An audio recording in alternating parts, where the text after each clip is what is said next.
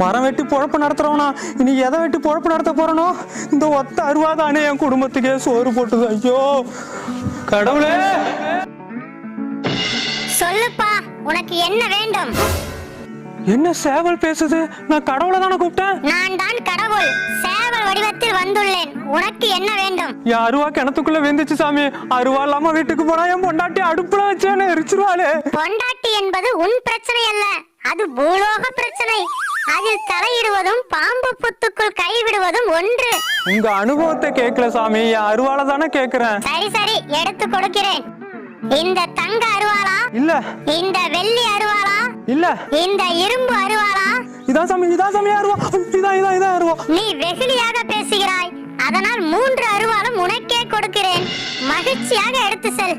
நன்றி கடவுளே.